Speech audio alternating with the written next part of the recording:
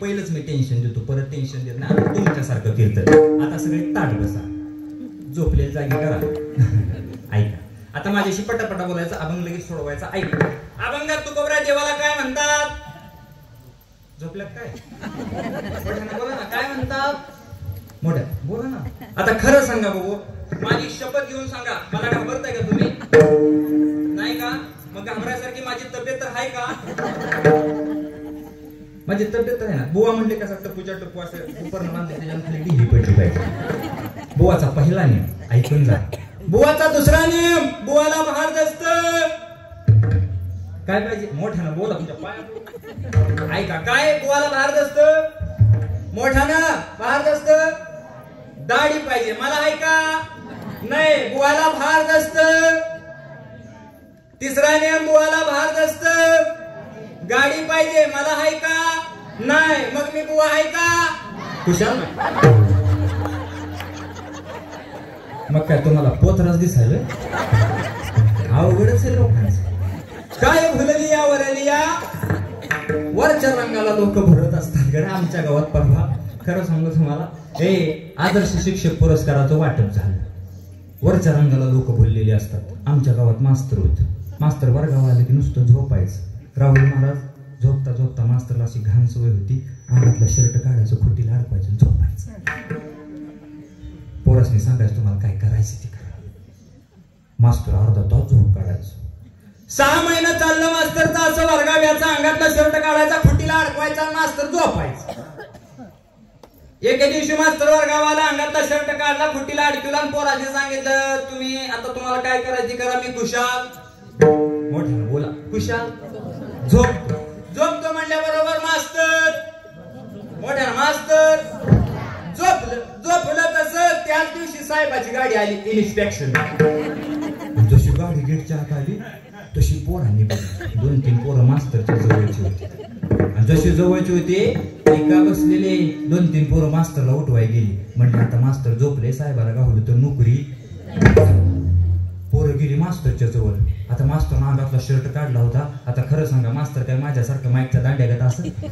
मास्तर म्हणजे टप्पूच्या टप्पू, टोहल्याच्या टोहलं असं झोपलं होतं. श्वास घेतला की मास्तरची ढिरी अशी आत जायची, सोडला की अशी बाहेर यायची. असं मास्तर 2 पोरं गेली, तिकडे आपण दोघांनी डिग्री हल्ली. तरी मास्तर उठे ना. कुंभकर्णाच्या काळातलं होतं का काय बोललीत मला काय? त्यात एक माझ्यासारखा आगा होता. ती म्हणलं मास्तरला उठवायचं असलं तर एखादी गाडी घ्या, घाला त्याच्या नाकात. एकानं गाडी घेतली मास्तरच्या नाकाला. जशा गुदगुल्या झाल्या तसं मास्तर उठे. पण उठवला रे. पोरं म्हणली बाहेर साहेबाची गाडी आली. मास्तर खळबळून उठलं. तोपर्यंत साहेबाची गाडी वरांड्याजवळ आली. वरच्या रंगाला लोक बोललेले असतात. वरांड्याजवळ गाडी आली. साहेब गाडीत उतरलं. मास्तरनाचं गाडी आहे खिडकीत. साहेब बघितलं तोपर्यंत साहेब वरांड्यात चढलं होतं. आता मास्तरने विचार केला, साहेब वर्गावर येणार आणि आपली नोकरी. आता ह्या अवस्थेत जर बघितल्यानंतर नोकरी ठेवून तुम्ही साहेब मास्तर असं खुटीकडे बघायचं, खिडकीतनं साहेबाकडे बघायचं, खुटीकडे बघायचं, साहेबाकडे बघायचं. तोपर्यंत साहेब खिडकी जवळ आले. आता मास्तरने विचार केला, आता आपली नोकरी काय राहणार नाही, जाणारच. तोपर्यंत साहेब असं दरवाजाजवळ आलं आणि सगळी पोरं बसली होती. मास्तर असं होतं खिडकीतनं बघायचं. तोपर्यंत दरवाजाजवळ आलं. दरवाजाजवळ आल्या साहेबांनी नुसतं असं पाया टाकणार. तेवढ्यात मास्तर आगा होतं. मास्तर म्हणलं, पोरांनो तिकडे बघा, इकडे त्याला पोट म्हणतात. पोरांनो त्याला दंड म्हणतात. साहेबांना टाकलेला पाय मारायला. साहेब म्हणलं का सकाळच्या 10-12 शाळेची इन्स्पेक्शन केलं, पण असलं कापड काढून शिकणार मास्तर काय बघितलं. आदर्श शिक्षक पुरस्कार झाला त्या मास्तरचा.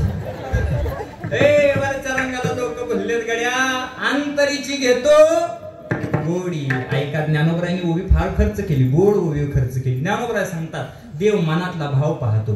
पै भक्ती में एक जाणे, साने थोर न म्हणे, आम्ही भावाचे पाहुणे भलती.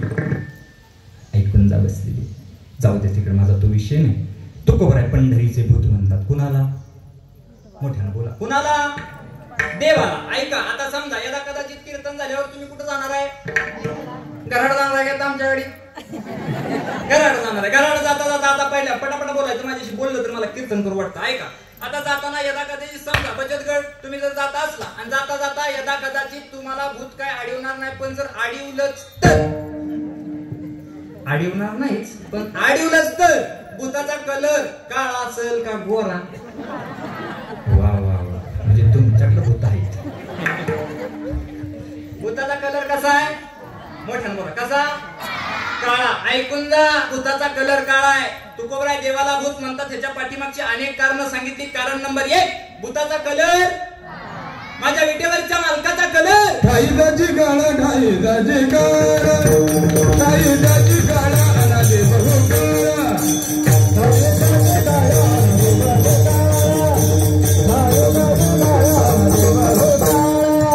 अनादे बहु काळा, ठाईदाजी काळा, अनादे बहु काळा, ठाईदाजी काळा, अनादे बहु काळा, ठाईदाजी काळा, अनादे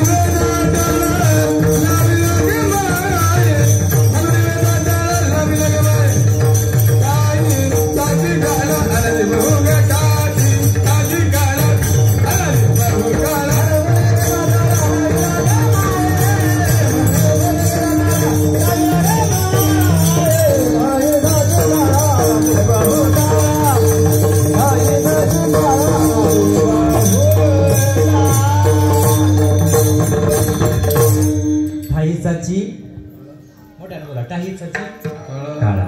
पंढरीला गेलाय? अय बसलेले, गेलाय का? पंढरीचा देव कसा आहे? काळा आहे गड्या. भूताचा कलर काळा, पंढरीच्या देवाचा कलर. पहिलं साम्य जुळलं गड्या. आता दुसरं साम्य आहे. तुमच्या गावाचं नाव? मानवी. शेजारच्या गावाचं नाव? हा, कांचन. जाऊ, हा येते मला म्हणायचं कांचन.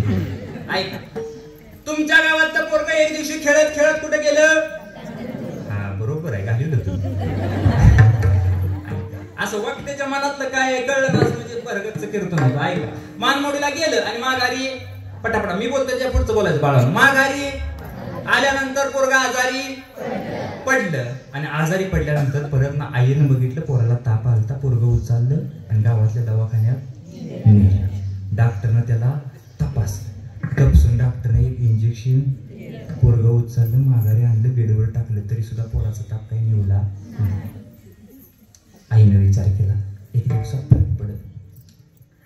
दुसऱ्या दिवशी पोराला हात लावला, पोरगा तापानं फनपत होता. आईनं सांगितलं, ऐका ना मालक, पोराला तालुक्याच्या ठिकाणी नेलं पाहिजे. बाप होता, बापाला सांगितलं, हो नेलं पाहिजे. आईचं अंतकरण होतं लेकुराचे हित, वाहे माऊलीचे आई होती ती. अरे तालुक्याच्या ठिकाणी न्यायचं म्हणल्यानंतर पोराला उचललं, गाडीत मोठ्या ना गाडीत पोरग मिरजला, परत दवाखान्याच्या समोर गाडी लावल्यानंतर पोरग गाडीतनं बाहेर काढल्यानंतर डॉक्टरच्या समोर आडवं गेल्यानंतर डॉक्टरनं त्याला तपासलं. तपासल्यानंतर डॉक्टरनं त्याला एक इंजेक्शन दिलं आणि पोरग परत उचलून गाडीत घातल्यानंतर परत गाडी माघारी, पोरग घरात आणून फेकून टाक. मारतोस का काय?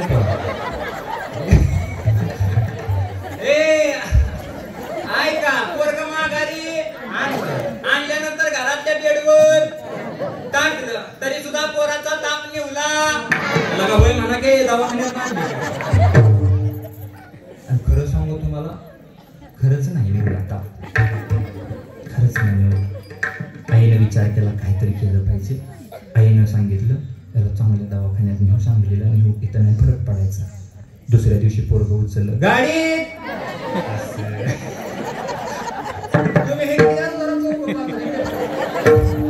या इकडे का पूर्ण काय तुमच्यासाठी तर माझं कीर्तन असतं. मी कुणाला पोरं पाहिजे मला या. उठा उठा तुम्ही इकडे, तुम्हाला अजून एक गोष्ट सांगायची. या लगा लाजू नको, या या पुढे या या तुम्ही या दोघं. कपड्यावर नाही ती तुम्ही, कपड्यावर म्हणजे वारकरी कपड्यावर नाही, म्हणता लोक कपड्यावर माहिती की मागडे या पुढे. हा असं बसा खाली, शब्बास खाली खाली बसा आता तिथंच. ऐका, परत पोरगा गाडीत, परत गाडी सांगलीला गेल्यानंतर परत पोरगा दवाखान्यात डॉक्टरच्या समोर आडवं गेलं. डॉक्टर त्याला इंजेक्शन, परत एक सलाईन लावली आणि लावल्यानंतर 4-5 दिवस सांगलीत थांबून आणि परत डॉक्टरनं माघारी पोरग पाठवलं. पोरग गाडीत ना घराकडं आणल्यानंतर पोराला घरातल्या बेडवर, तरी सुद्धा पोराचा ताप निवला. शाबास. सांगलीत आणलं तरी नाही म्हणते. आणि खरं सांगू महामुडीकर, खरंच नाही निघून. मग आईने फोन काढला, मैत्रिणीला फोन लावला. फोन काढला मैत्रिणी. फोन माहिती ना तुम्हाला? मोबाईल. खरं सांगू, परवा मी इकडे राधाला गेलो होतो. माझ्या पोरगा मी असा फेटत शेवटचा तिडा मारत होतो. पोरगा असं रडायला लागलो होतं. रडता तेवढ्यात आई आली. आता मी म्हणलं घे पोराच्या आडाला घेऊन आई शांत बसवर असं काहीतरी करत. आई आली ना, आईनं आपला मोबाईल काढला आणि म्हणली मला राग आला. मी फेटा बांधला. आईला म्हणलं माय कशासाठी त्याला मोबाईल दिला? मोबाईल दिला म्हणल्यानंतर ती म्हणली महाराज तेवढंच नादी लागतं या. नादी कस काय लागते? महाराज ऐकत नाहीये. मी म्हणलं इडी झाली का काय तू? 35 वर्षाचा आहे, तुझ्या शब्दाच्या बाहेर नाही.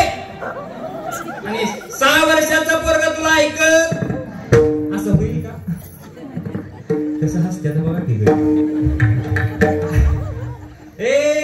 आईनं फोन काढला. फोन नंतर एवढं वाटलं झालंय केशव महाराज. खरं सांगतो, परवा आमच्या गावातली घटना आहे. गावात एक जण मोबाईल घेऊन संडासात गेलं.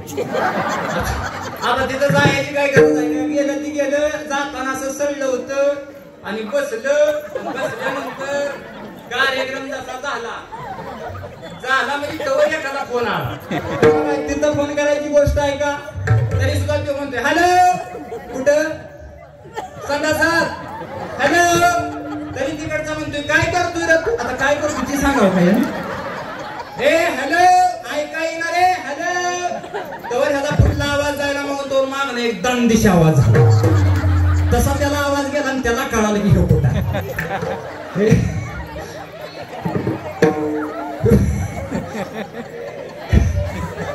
मोकळी झाली गाड्या माणसा. फ्रेश झाली. तुम्ही हसून घ्या, मी चहा घेऊन येऊ का? हसलंच पाहिजे. ज्याला हसता येतं ना त्याला 4 चौघात बसता येतं मंगेश महाराज. आणि पंढरपूरच्या वारीत किती बी गर्दी असू दे त्याच्यात त्याला बसता येतं. काही जण हसतच नाहीत. आमच्या गावात 5-5 हजाराची इंजेक्शन आहे हसायला. इंजेक्शन दिलं तरी गडी कणतो. मला का हास की रोग झालाय का काय? तुला मरतो का काय? हसलं पैसे. आणि जाताना सडलं होतं. कार्यक्रम झाला, माघारी आलं असं वाकडं झालं. दरवाजा उघडला आणि बाहेर आला. जसं बायकोनं बघितलं, बायकोनं मोबाईल चालू केली. जाताना सडलं होतं, येताना वाकडं. आता असलं कालवा झाल्यानंतर बावकी लगेच गोळा असल्या का मला बावकीची लोक लगेच येतात. आणि आधी 4-2 लोकांनी बघितलं. म्हणजे काय झालं? काय नाही म्हणले. जाताना सडलं होतं, येताना वाकड झालं. चाललं दोघा ठिकाणी गाडी घातली दवाखान्यात. मिरजला नेलं. मिरजेच्या डॉक्टरनं पुढे घेतलं. डॉक्टर जरा अनुभवी होत. डॉक्टरनं बघितलं, काय मेळ लागला म्हणला. डॉक्टर म्हणला कोल्हापूरचा डॉक्टर बोलला. कोल्हापूरच्या डॉक्टरला फोन लावला. डॉक्टर म्हणले 2 तास लागतील. 2 तासात वाकून गेले. आणि 2 तासानं डॉक्टर आला. आणि डॉक्टर आल्यानंतर डॉक्टर असं बाबांच्या वयात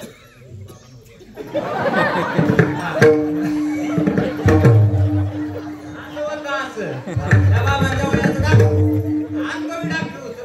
डॉक्टर अनुभवी होतं. डॉक्टरनं असं पोरं घेतलं, असं पुढे घेतलं. बघितलं खाल्लं होतं डॉक्टर. काय झालंय बघितलं. डॉक्टरचं लक्ष झालं. डॉक्टर म्हणला जरा सगळी बाजूला सारखी पेशंट असं पुढे घेतलं. वाकलेलं पेशंट होतं. डॉक्टरनं आपलं धोतार धरलं. धोतरवाला डॉक्टर होतं. मागणं अशी जशी लाद घातली सगळं झालं. सगळी म्हणली ना मिरजेच्या डॉक्टरला मिळ लागला. कोल्हापूरचा डॉक्टर बोलवलं लागला. डॉक्टरनं लातच सगळं केलं. डॉक्टर काय पाहिलं का काय? दोघं तिकडे डॉक्टरला विचारायला. डॉक्टर कस काय सगळं केलं? म्हणलं काय झालं होतं काय नाही. म्हणले फोन घेऊन संडासात गेलो. जाताना सगळं होतं, येताना वाकड झालं. डॉक्टर म्हणला त्यानंच घोटाळा झाला. काय झालं नव्हतं म्हणला ह्याच्या पॅन्टीचं बटन शर्टात जाळ झाला त्या मोबाईल. तरी लोक मोबाईल सोडी ना. आणि तिनं सांगितलं बाई 8 दिवस झालं पोरगं तापानं फणफणतंय, पोराचा ताप निवना, सांगलीला नेऊन आणलं तरी पोराचा ताप निवना, काय करावं? तिनं सांगितलं डॉक्टरचं काम न हो, एक काम कर,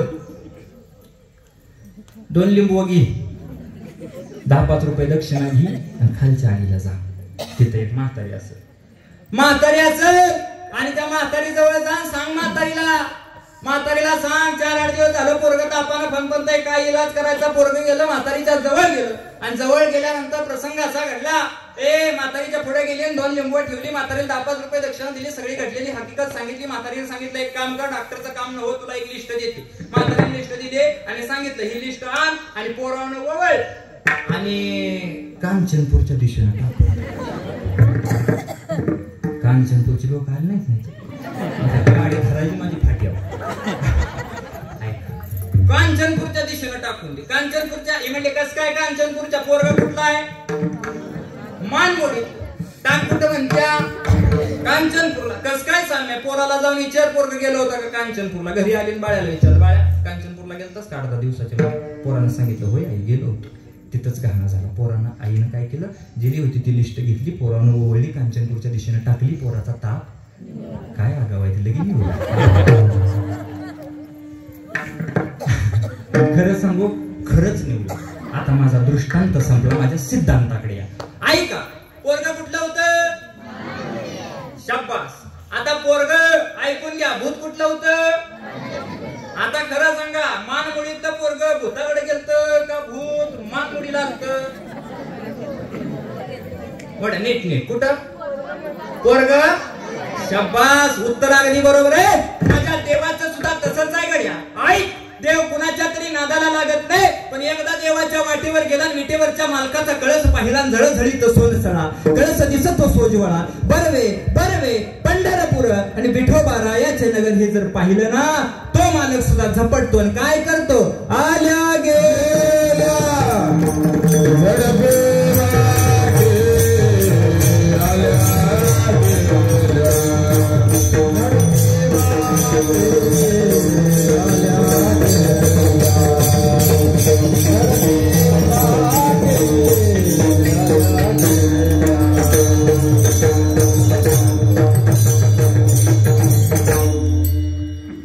दुसरं साम्य, देव सुद्धा कोणाच्या नादाला लागत नाही, पण त्या देवाकडे गेलं ना तर तो सोडित नाही वेगळ्या. त्याच्याकडे जर गेलं तर तो सोडत नाही. पण ऐकून जा, लोक ना स्वार्थी झाली गड्या. देवासाठी कोण पंढरीला जात नाही.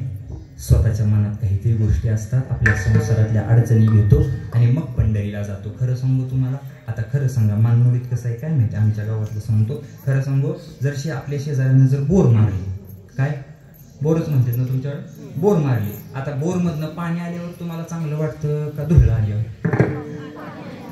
शेजाऱ्याची.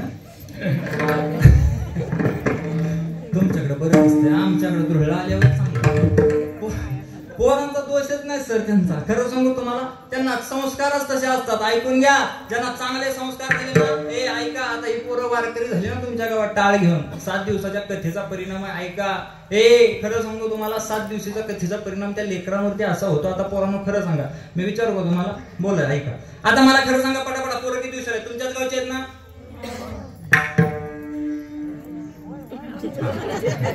ऐका, आता बाळा खरं सांग, तुझ्या घराकडं जर तुझी आत्या आली तर तुझी मम्मी स्वयंपाक चांगला करते का मावशी आली? काय नाही, तुझ्या मम्मी जरा मग आगावच दिसते. आत्या जर स्वयंपाक असतो चांगला का मावशी? खरं सांगा. शाबास, काय मावशी. ऐका, त्यांच्या मनावरती संस्कारच तसे आहेत. ऐकून जा, अजून याच्यापेक्षा भारी विचारू का? ऐक बाळा, खरं सांगायचं, पटापटा सांगायचं, तुझं लग्न करायचं? लाजू नको ना, करायचं का? लगेच नाही लावत, करायचं. होय म्हणताय, काय कळतंय त्याला? माती कळतंय का लगेच? तरी होय म्हणताय ते. पण ऐक, खरं सांगू तुला, पोरी मिळायची बी बोंबा बोंब झाली. मी घर सोडलं ना, दारात 2-3 असते. बुवा, आज कुणीकडे आहे? हे सांगतो, चाललोय या भागात त्या भागात. मग ते एवढं बघ की कुठं जुळतंय. मी म्हणलं तीच धंदा करतो मी. ऐक ऐक जाऊ दे बाळा आमच्या गावातल्या 2 पुरी तुला देणार नाही. 2 नको म्हणतोय ती. ऐक ऐक जाऊ दे 2 देतो ऐक. पहिली पुरगी आहे काळी सावळी. त्याताच नको म्हणते दमची पहिली पुरगी आहे ना काळी सावळी ती तुझ्यासोबत सुखानं संसार करणार. थांब ना ऐक ऐक मला लई काय दिसते यार. ऐक पहिली पुरगी आहे काळी सावळी तुझ्यासोबत सुखानं संसार करणार. तुला कोणतं काम नाही करू देणार. दुसरी पुरगी नुसती गुरी गुरी आणि ती पुरगी ना नुसती बेडवर बसून राहणार आणि सगळं काम तुला करायला लावणार. तुला काळी करायची का गुरी कुठली करायची. बोल बोल काळी का गुरी एवढंच सांग. जाऊ दे तू सांग बाळा. तू सांग बाळा काळी का गुरी. लगा का इकडे संन्यास येते का काय. काळी का गुरी पटापटा सांगा. काळी का गुरी. काळी का काळी ते काळी म्हणताय काळी पण ती बिगर ड्रेस वाला त्याच्या कानात म्हणतंय काळी बिन गुरी बी तुझी.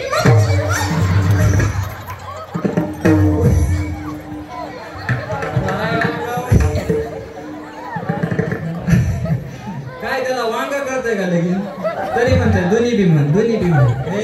तुझ्या पप्पाला विचार पप्पा बी असाच म्हणायचा बायको केली सैलीच करतो. पण खरं सांगू बाबा आता खरं सांगा तुमचं झालंय का चष्मेवाली बाबा झाले लग्न झालंय का तुमचं. आता ऐका लग्न झाल्यानंतर आता खरं सांगा लग्न झाल्यानंतर संसार सुखाचा आहे का दुःखाचा आहे. सांगा ना सुखाचा आहे अजून बी.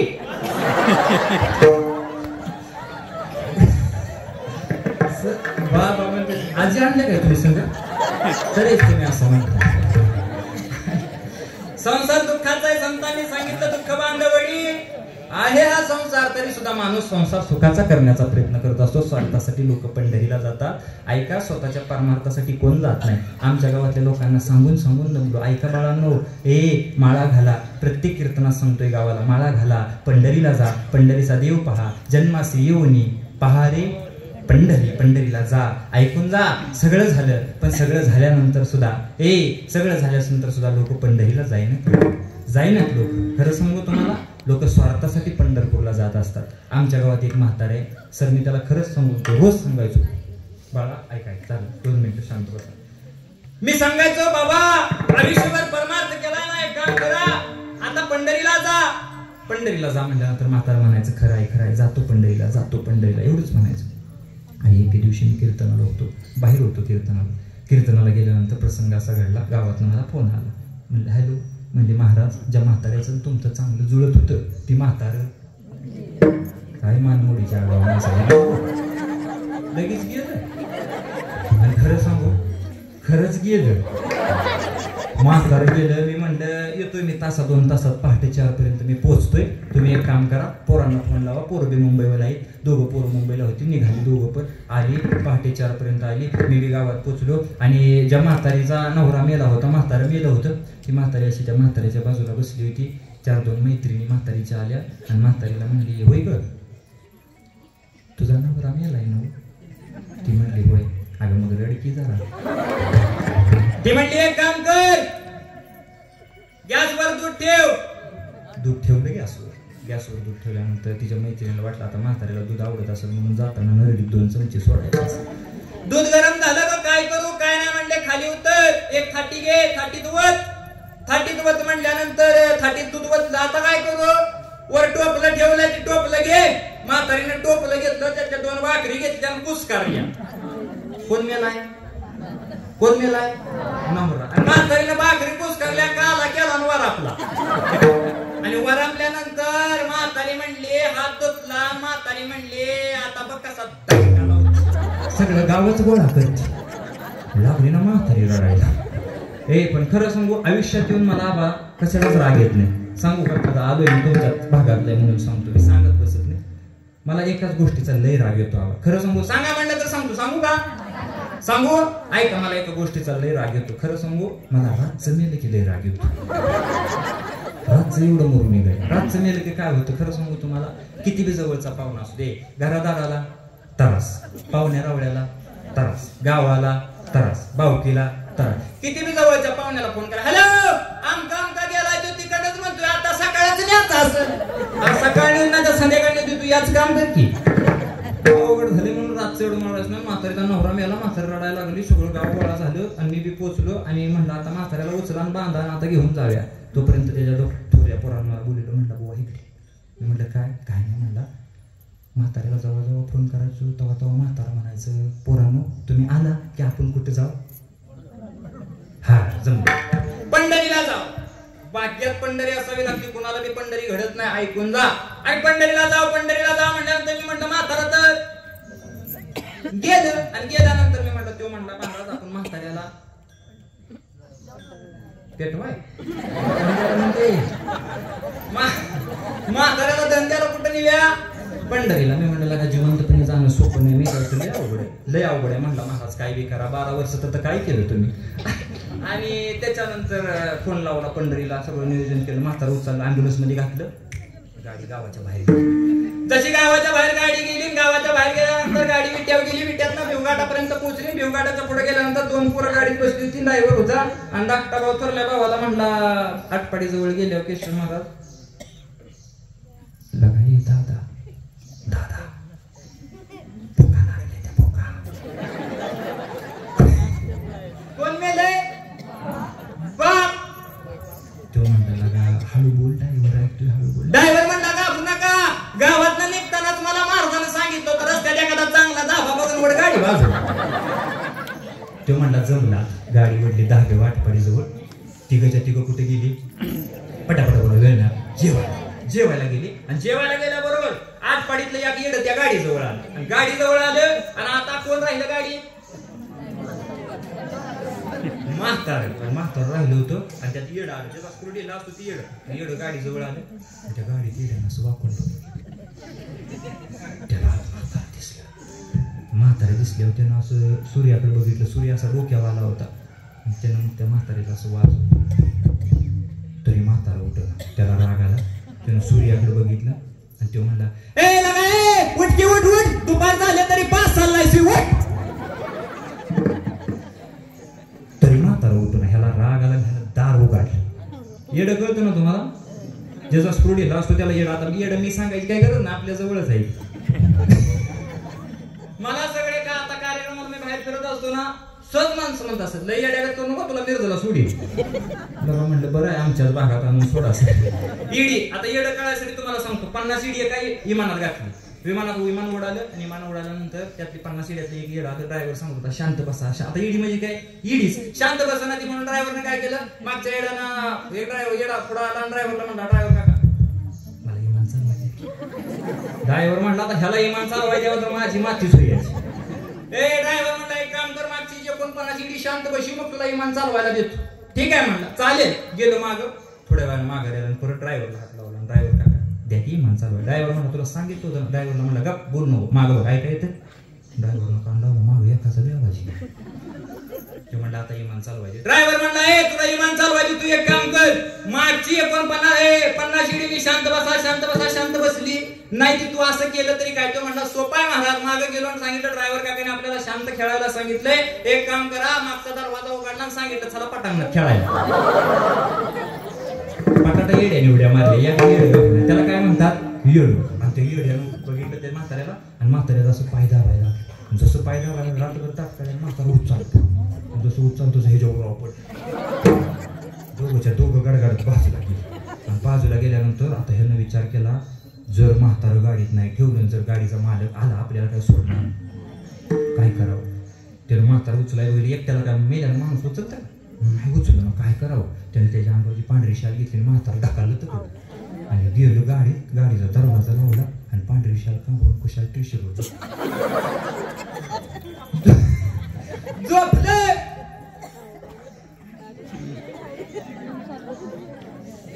माघारी आली. थोरला पोरगा म्हणला ड्रायव्हर आता कुशाल जाऊ दे पंढरीला, आता निवांत झाली. गाडी निघाली पंढरपूरला. पंढरपुरात गाडी पोहोचली. मशानभूमीत अशी 5-25 माणसं गोळा केली होती धंद्याला. आणि पोरांच्या सह्या बिया झाल्या, लांबनं आणलं होतं म्हातारा म्हणून सह्या घेतल्या, सगळं झालं. म्हणली गाडी उदे गाडी उदे मागे उदे. आणि मशानभूमीजवळ अशी गाडी आणली आणि थोरल्या पोरगाने हा दरवाजा, दुसऱ्याने हा दरवाजा धरला आणि तसा दरवाजा उघडला, तसा आपलं येड उठून बसली. जसं उठून बसलेले आहेत का, खरं सांगतो तुम्हाला, उठून बसलेल्या येड्याला बघितल्यानंतर 5-50 गोळा झालते ना धंद्याला. त्यांनी चिंगाट घर गाठलं. ऐका, खरं सांगतो तुम्हाला, त्या पोरासनी त्या येड्याने विचारायला का कुठं आलोय, आजपर्यंत पोरासनी फोन लावतोय, पोर काय मला का होती नाही. ऐका, माझा दृष्टांत संपला, माझ्या सिद्धांताकडे या. मेल्यानंतर सुद्धा म्हाताऱ्याला पंढरपूर मिळालं का नाही. तुकोबराय सांगतात त्याचा रस्ता साधा नाही, त्याचा रस्ता सोपा नाही. अरे त्याचा रस्त्याला जर जायचं असेल ना तर भाग्यात पंढरी असावी लागते. तुकोबराय सांगतात त्याचा रस्ता बहु अवघड आहे. त्याच्या रस्त्याला जात असताना बहुत जन्मीचे पुण्य लागतं. ऐका, अनेक जन्माचं पुण्य असेल तर त्याच्याकडे जाता येतं गड्या अभंगाच्या दुसऱ्याच्या.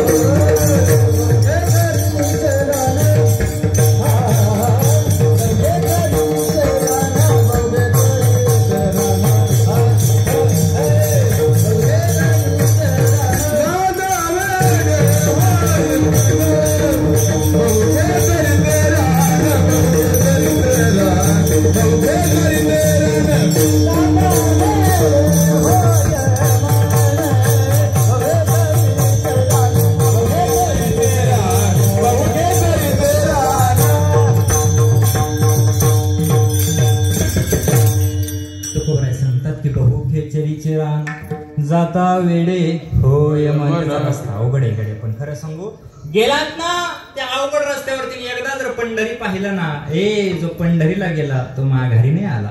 खरं सांगू तुम्हाला, जगद्गुरु तुकोबराय सांगतात आयुष्यात एकदा तरी पंढरीला जा. पण महाराज तुम्ही सांगताय आम्हाला खरे, आम्ही सुद्धा पंढरीला जायचे इच्छुक आहोत. पण महाराज ऐका ना, पंढरपूर महाराष्ट्रामध्ये बरेच सांगितले, 2 पंढरपूर तर आहेत महाराज. खरं सांगतो, आम्हाला पंढरपूर नेमकं कोणतं आहे तेवढं सांगाल का महाराज? ते नेमकं पंढरपूर आहे तरी कुठे? जंबुया दीपा माझी एक पंढरपूर गाव गा. धर्माचे नगर दे गा, विठू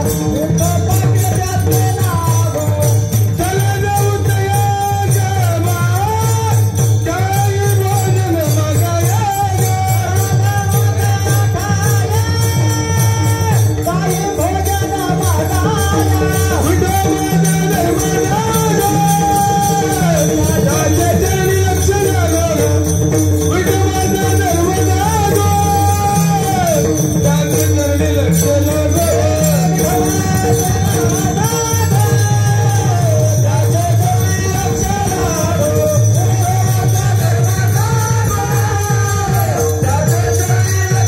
गा.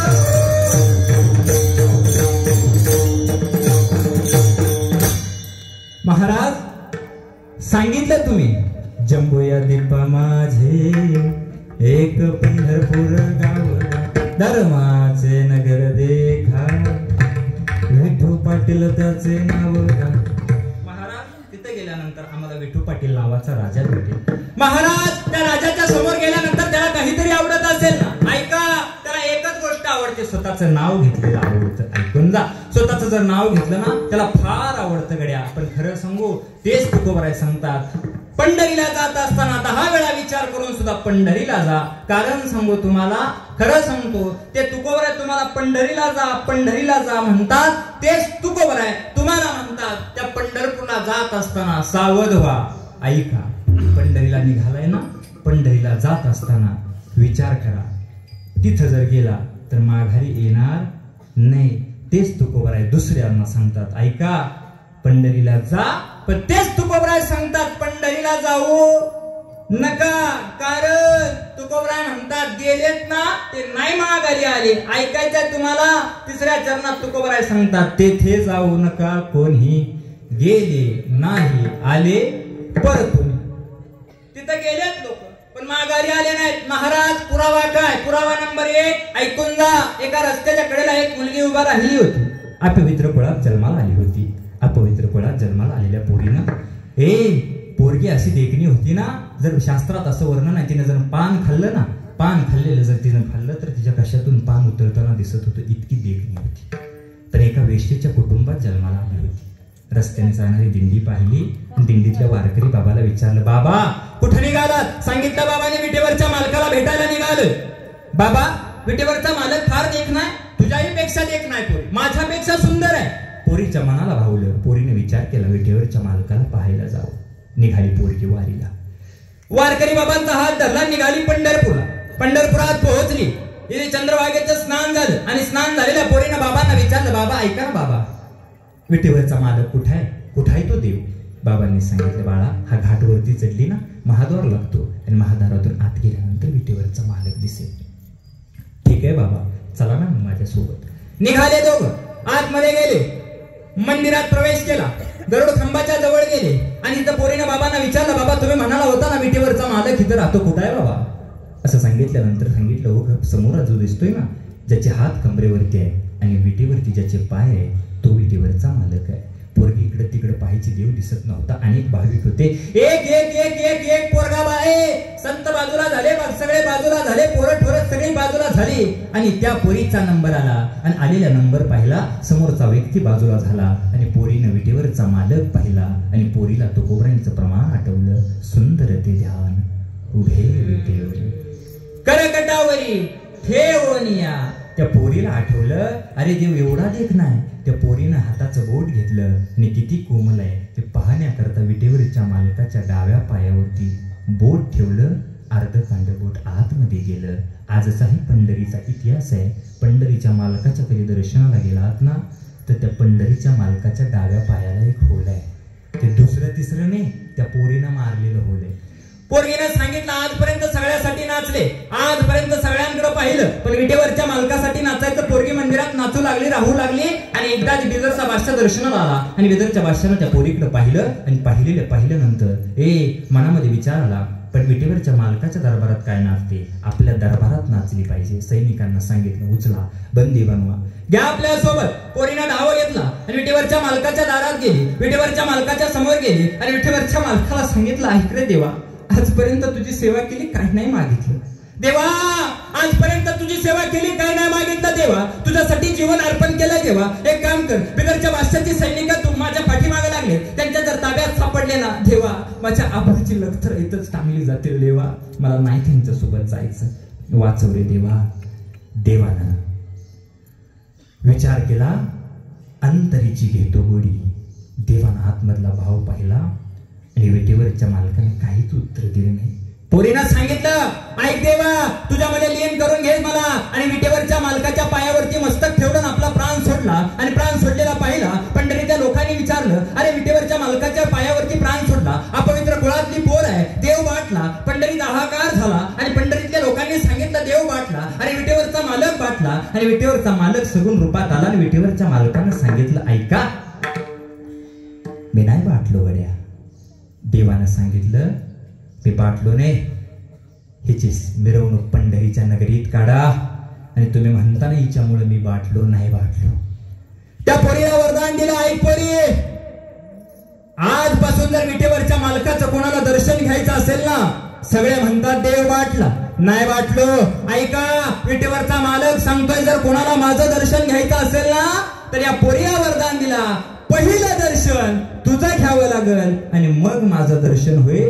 आजचा पंढरीचा इतिहास आहे. विटेवरच्या मालकाच्या दर्शनाला जर जायचं असेल ना, पहिलं दर्शन त्या पोरीचं घ्यावं लागतं. कोण होती ती पोर? एक वेशेचे मुलगे भक्ती करून धन्य झाले. कानोपात्रेला देवाना मंदिरात जागा दिले. वंदन मम शेजारी आणि नामदेव पायारे. नदी मलाही दाखवाला विठुराची सुंदरी. नदी मलाही दाखवाला विठुराची सुंदरी. कोण होती ती? एका वेशीची पोरगी होती. काय नाव होतं तिचं? कान्होपात्रा. आजही कान्होपात्रेचं दर्शन पहिलं आणि मग विटेवरच्या मालकाचं दर्शन होतं. आयुष्यात येऊन काय केलं होतं? फक्त देवाचं नाव घेतलं होतं. मानमोडीकर, खरं सांगू तुम्हाला, देवाला फक्त नाव आवडतं. आयुष्यात येऊन बसता उठता त्या देवाचं नाव घ्या. घेणार का तुम्ही? घ्या सगळे, बोला एकदा विठोबा रखुमाई.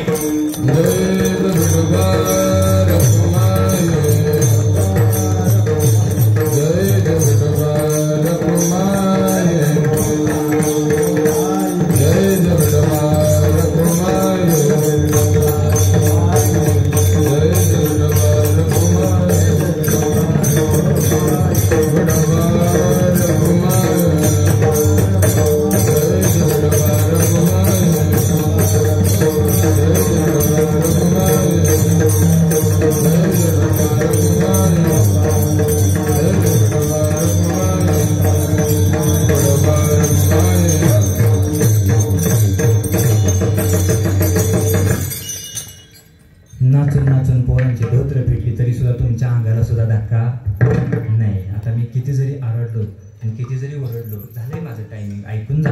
10-5 मिनिटं उशीर झाला मला दिलंच तुम्ही बोलायला, त्या वेळेत मी कीर्तन बंद करणार. ऐकून जा. खरं सांगू तुम्हाला, देवाला नाव आवडतं. एकदा देवाचं नाव घ्या. तुमची इच्छा आहे का? जाताना बोट नाही ना मोडणार? देवाचं नाव घ्यायची इच्छा असेल ना, खरं सांगू तुम्हाला, एकदा देवाचं नाव घेऊन बघा.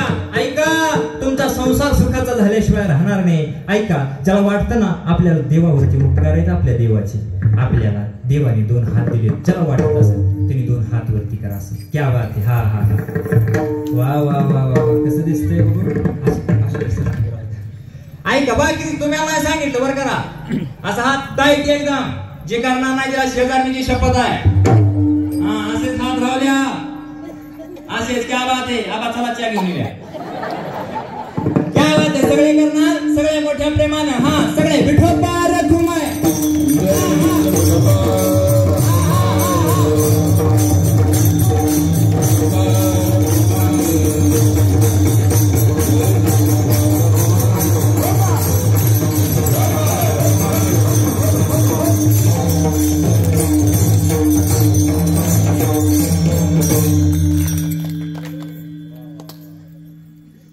सांगू तुम्हाला, किती गोड भजन केलं. सांगू का तुम्हाला? आता सोडणार आहे मी तुम्हाला, लगेच जेवायला जायचं. सगळे ताट बसा. सांगू का तुम्हाला?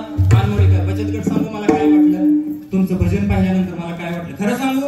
सांगा म्हणलं तर सांगतो, नाही तर सांगू का? मला असं वाटतं एखादी म्हातारी घ्यावी, तुमच्यावर ओवळावी, वड्याला टाकावी. एवढं गोड तुम्ही भजन केलं.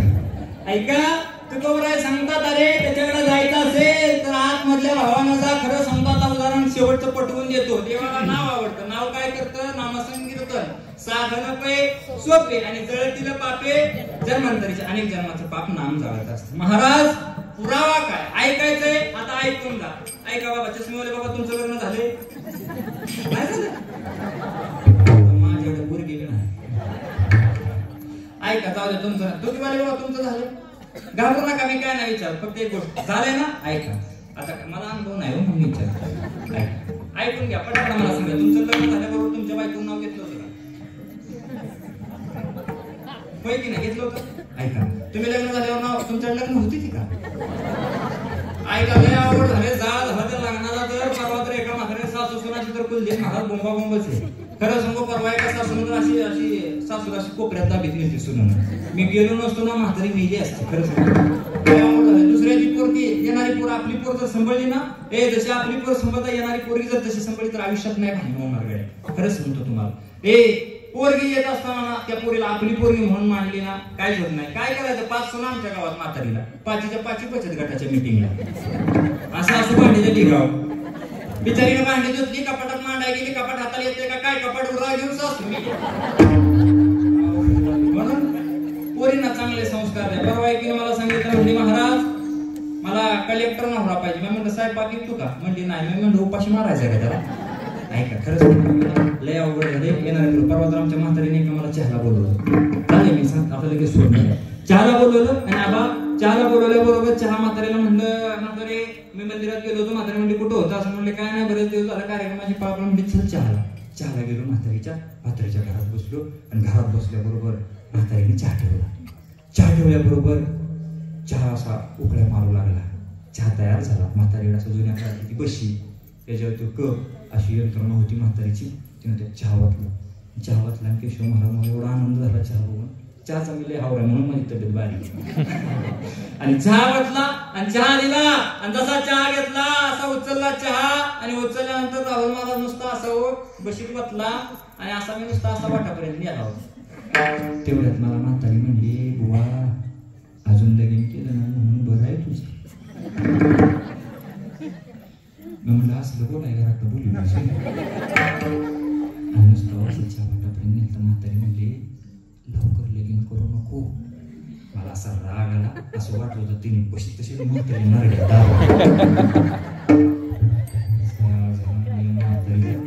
म्हातारीला चहा पिऊन बशी ठेवली.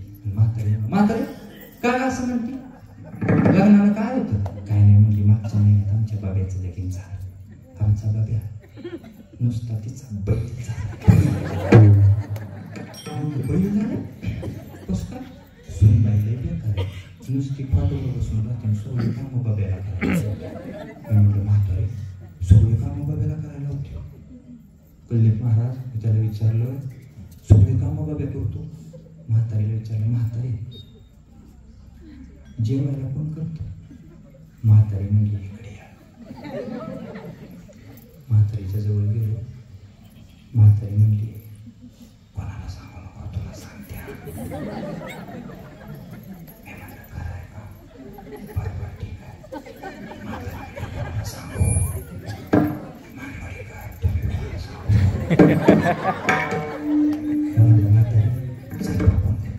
म्हातारी म्हणजे स्वयंपाक सुद्धा आमचा म्हणून बघे करतो.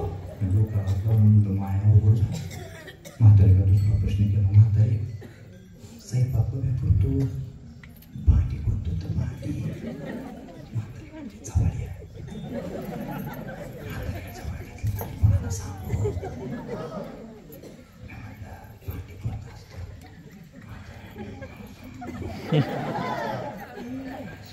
कशा कान देऊन ऐकते ते बघा. किती जरी हळू बोललं तर असं ऐकत पटतंय म्हणूनच हसते त्याच्या. म्हातारी स्वयंपाक कोण करतो. स्वयंपाक सुद्धा आमचा बब्या असतो.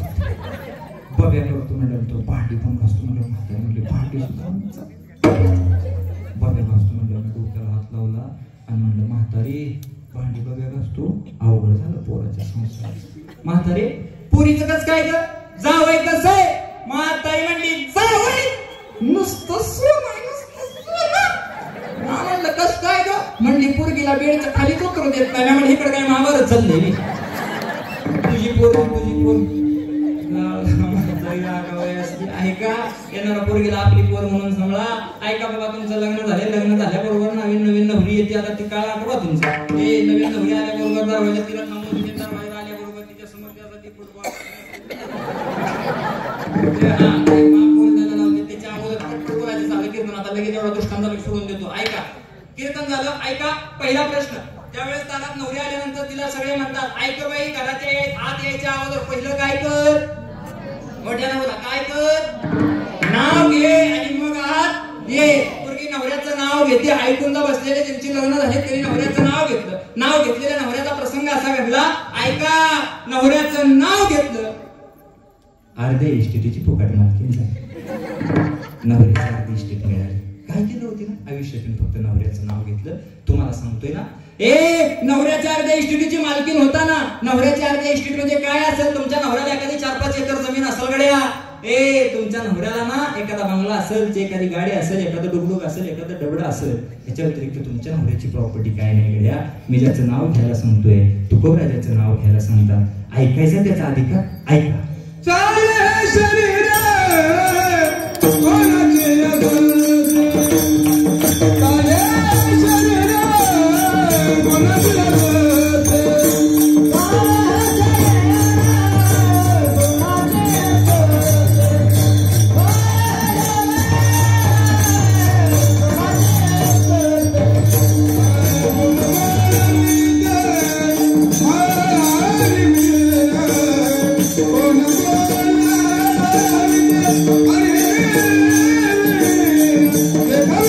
I got it.